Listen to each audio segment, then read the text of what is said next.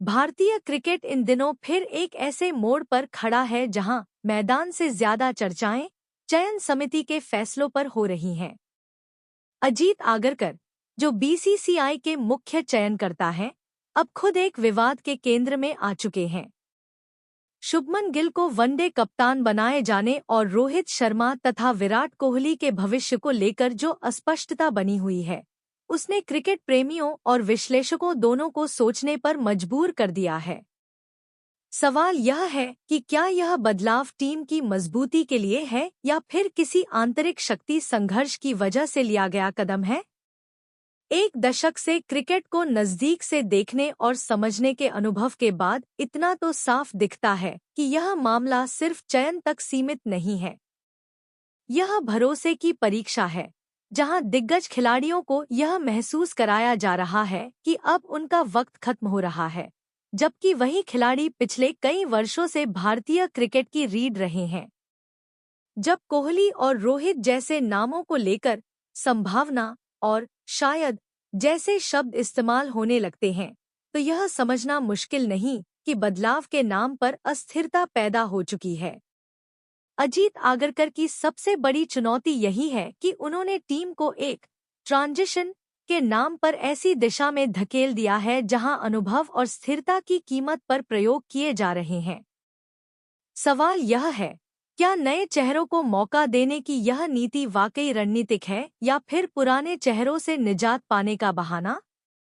हर बार जब भारतीय क्रिकेट में किसी अनुभवी खिलाड़ी को किनारे किया गया, तो भविष्य की सोच का तर्क दिया गया, लेकिन इतिहास गवाह है कि ऐसे बदलाव कई बार टीम की लय तोड़ चुके हैं। कोहली और रोहित दोनों ने टेस्ट और T20 क्रिकेट से संन्यास लेकर पूरी तरह वनडे पर फोकस किया था, ताकि 2027 वर्ल्ड कप के लिए मजबूत तैयारी हो सके।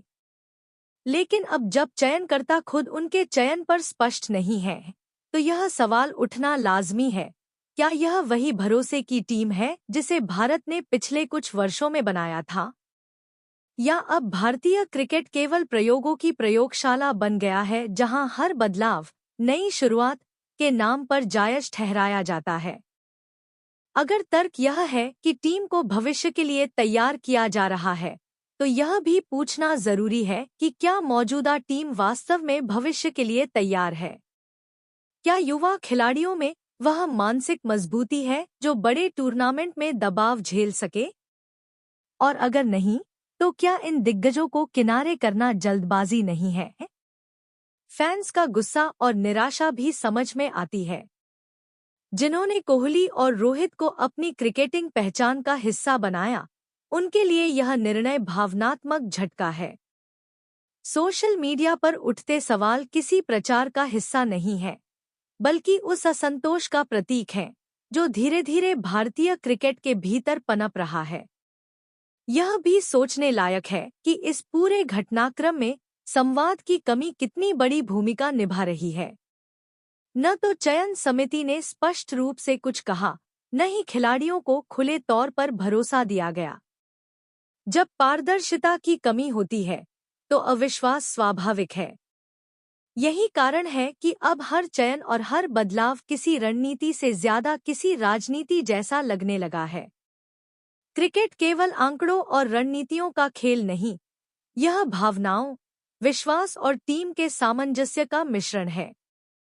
और जब यही संतुलन बिगड़ने लगे, तो उसकी गूंज हर ड्रेसिंग रूम, हर प्रेस कॉन्फ्रेंस और हर फैन के दिल तक जाती है। अजीत आगरकर के लिए यह सिर्फ चयन का मामला नहीं, बल्कि नेतृत्व की परीक्षा है, जहां उन्हें तय करना होगा कि क्या वे सिस्टम के दबाव में झुकेंगे या क्रिकेट की सच्चाई के साथ खड़े रहेंगे।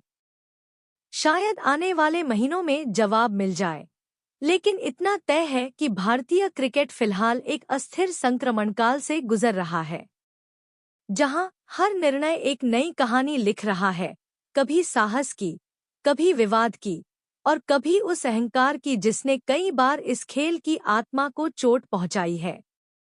सवाल यही है, क्या यह बदलाव वाकई भारतीय क्रिकेट को मजबूत बनाएगा, या फिर यह भी उन अधूरी योजनाओं में शामिल हो जाएगा जो कभी सही दिशा नहीं पा सकीं?